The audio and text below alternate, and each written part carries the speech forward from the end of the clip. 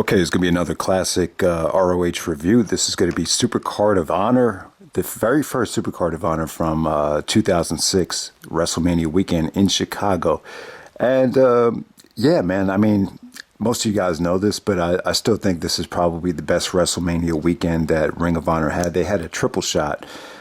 Dragon Gate Challenge, then you had Supercard of Honor, and then you had Better Than Our Best. So those are like three of the best shows right there, all in one weekend. And, you know, the very first Supercard of Honor, I never did a full review of this, and I remember some people had trouble finding it because it was under the Milestone series for the really short archive reviews. But, so Supercard of Honor 1. I would say that this show is not like as well-rounded as Better Than Our Best. Better Than Our Best actually felt more like a Supercard of Honor, where it was just quality from top to bottom. I would say with Supercard of Honor 1, you had two amazing matches, probably two of the best pro wrestling matches ever on one show. But the rest of the card is not as consistent. There's a lot of storyline stuff. There's a lot of promos. There's a lot of like weird matches. So it's not... it doesn't have the star power that Better Than Our Best had. So start off the show with a Jim Cornette promo talking about Low Key and CZW. Then from there, we go to Ricky Reyes, Delirious, Flash Flanagan, and Shane Hagadorn. So you're seeing a lot of guys that really had no business being on a show like this. But, you know, this was a very, very long show. So you just had you had a little bit of filler on here. But this match perfectly set up Delirious and Ricky Reyes for Better Than Our Best, which ended up being the worst match at Better Than Our Best, but it still had like a nice little build to it. And Ricky Reyes got a lot of heat and actually cut a pretty convincing promo to set up his match with Delirious. So from there, we get Jimmy Rave and Alex Shelley taking on Claudio, Castagnoli, and Jimmy Yang. Yeah, this was an interesting match right here. And you know, Jimmy Rave and Alex Shelley, part of the Embassy. You know, the one thing I noticed about Shelley back then is he wasn't like afraid to make a mockery out of himself. I'm not sure if he's bisexual, but he always did like a lot of stuff. Like he ended up like in a doggy style position, and he was not fooling around, but you know, he just did like a lot of weird things that, you know, I mean, whether he's gay or bisexual, it doesn't matter. But you know, it was just funny how he wasn't afraid to, you know, to show, you know, that side of him. So that was interesting. Then Claudio and, you know, Jimmy Yang looked good. You know, Jimmy Yang, after getting fired by WWE, I think he came back to the WWE shortly after this. You know, he just, I don't know, man. He didn't really, you know, create the kind of buzz that I think a lot of the, you know, a guy like Jamie Noble did when he came to ROH. He was just kind of there. Like it sort of seemed like. And with this match right here, Jimmy Rave ended up getting a small package to get the pinfall on Claudio. And, you know, I think Hero actually attacked Claudio after the match was over to kind of escalate the ROH versus CZW tension. And it was just kind of weird here. Like, this was just a sign. Sometimes in pro wrestling, you could just tell, like, when a guy's about to turn heel. And, you know, so Claudio ends up losing the match. And then after Hero retreated, he's in the crowd just chanting ROH, ROH. And he got the fans to chant with him. But it's just kind of weird. Like when you get beat like that, why would you want to, you know, placate to the crowd like that? You know, the only times, you know, someone would do that is if they're going to turn heel, you know. So, all right. So next up we had Ace Steel taking on Chad Collyer. This is actually a first blood match, and, you know, this was totally unintentional. The last review I did for Ring of Honor was actually Punk the Final Chapter, and those guys had a match also in Chicago at Punk the Final Chapter, and, you know, that featured that really nasty chair shot where Ace Steel was just, you know, dripping with blood from his head. So this is the rematch and the blow-off match here. So it was pretty cool how...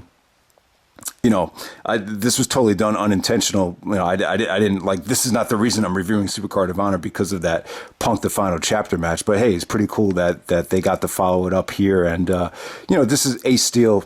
You know, he cut a promo saying that was supposed to be like a special night for him, as, you know, two of his students, Colt Cabana and CM Punk, were about to have their farewell, and he couldn't enjoy it because he had to spend the night in a hospital. So that was a good promo. So Ace Steel got his revenge here, you know. And he was the first one to make Chad Collyer bleed. It did what it was supposed to do. It didn't overstay its welcome. And the fans were actually chanting to Chad Collyer. He actually grew his hair out here. See, these are two guys that they would only bring in if they were in Chicago at that time. And Chad actually grew out his hair. And the fans started chanting, Kevin Arnold. For those that don't know, Kevin Arnold, he was the main character from the Wonder Years, which is my favorite TV show ever. I actually reviewed, the top 20 episodes last fall. So it was funny to hear them chanting Kevin Arnold. He actually did look like Fred Savage with his hair growing out like that. So that was pretty funny. But yeah, man, Ace Steel got his revenge. You know what? It's so funny, and it's the same way with basketball too. Like, I don't think Ace Steel has ever been known as like a great wrestler, but he was CM Punk's trainer, Colt Cabana's trainer, and I think it's one of those things where you don't need to be like an amazing wrestler to be a really good trainer. Like, look at Al Snow. Mick Foley used to make fun of Al Snow all the time. And then Al Snow was known as like the best fundamental trainer in wrestling. That's why he got the Tough Enough job. So that was pretty interesting right there. So that was Ace Steel versus Chad Collyer, first blood match. First blood matches usually don't work for me. It's just very tough to make the match engaging. I would say the best first blood match ever is probably Austin versus Kane from King of the Ring. If you ask me which was the best first blood match ever, usually they just don't work for me.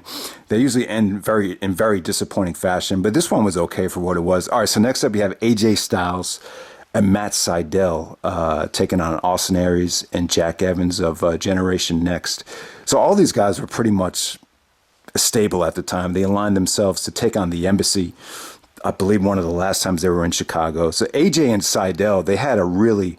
this was kind of like teacher versus student, because Matt Sydal is like a younger version of AJ Styles. So you get a lot of high flyers here. Matt Sydal and Jack Evans are like extremely high flyers. Like, they rely on it. Guys like AJ and Aries, they were able to kind of mix the two as they got older. So it's an incredible matchup right here. This is a really good match, probably the most underrated match of the show. You never really got to see AJ and Aries go at it in a high-profile match. I think TNA dropped the ball with them. I even think Ring of Honor could have promoted a dream match down the road featuring AJ and Aries that could have drew a lot of money. So this is kind of like the biggest stage they were able to wrestle on. And so if you want to check out AJ and Aries, they had a good match at This Means War, but it was just kind of a smaller market. The match kind of went under the radar. But this match right here, it was a little bit methodical for a high-flying match. Matt Sydal applied a lot of rest holds to Jack Evans. But, it just felt like AJ and Aries were like the veterans, and Sydal and Jack were like the younger high flyers that were still learning. So it kind of had that feel to it. I think Matt Sydal actually broke his nose during this match, but yeah, just really good stuff from all these guys. If this featured one of the best spots ever. So Jack Evans actually goes for like a Sasuke special, and then as he jumps out of the ring, AJ catches him, puts him in the Styles Clash. Just a fucking beautiful finish right there. Well, not a finish, but that played into the finish. I believe Sydal got the victory on Jack Evans with the shooting star press after Austin Aries did the heat-seeking missile. So that's how that match ended. But yeah, really, really good match there. That was actually voted one of the top 100 matches in ROH history from the first 100 shows. So no one really talks about this match when you look back at this show, because it's so overshadowed by, what was to come. All right, so next up you have the Dragon Gate grudge match. You have Blood Generation taking on Do Fixer. So Blood Generation is actually Sema, Naruki Doi, and Masato Yoshino. Do Fixer is actually Dragon Kid, Ryo Sato, and Genki Horiguchi. Now, when I watched this match back, obviously this set the standard for these Dragon Gate 6-man traditional tags at WrestleMania weekend. The match is so good. I think the first time you guys see this match, if you haven't seen it yet, definitely try to check it out. But for the first time, I think it blew everybody away. It just felt like nothing you have ever seen before. But, when I watch it back now, I still think it's the best Dragon Gate 6-man that they've done. But when I look at the talent, they've had better talent. in these six mans before. I would say this six man is not as well rounded as some of the other ones we've seen. I remember ones even in Dragon Gate USA where you had guys like Tozawa and BB Hulk in there. So on paper, I think they've done better ones. Or have had better ones on paper, but for this one being the first time, I just don't know. This is really the first time Dragon Gate got mega exposure in the United States, so this just blew everybody away. I would say there's a spot in this match where Masato Yoshino is just running the ropes. That's all he's doing. It's just sprinting, across the ropes, trying to wrestle another guy. It doesn't really do anything spectacular, but he's so fast and it's just lightning quick that I would say that's like one of my top 10 favorite spots ever. Just him just running the ropes. And I mean, it was beautiful here. You had the sunset flip into the German suplex with three different guys. The Dragon Kid finish. I believe it's the same finish from Halloween Havoc that Mysterio did on Eddie. And Mysterio said that it was a once in a lifetime move. Like he can't pull it off like every single match that finished. And Dragon Kid just did it here like it was like nothing. So, I mean, the match just featured so much skill, so much athleticism. I would say that for people that have never seen pro wrestling before, this is a match that you can't argue. You can't really argue. Like if you're negative on pro wrestling and you think it's terrible, I just can't see anyone watching this match and not appreciating it for at least, something. So the match just definitely holds up for me. I think this is like the first time I've ever heard "Please Don't Stop" during a pro wrestling match. So there you go with that. All right. So next up, you had the 6-woman mayhem match featuring a lot of the Shimmer Girls. This felt kind of like a mess, but it did definitely get time.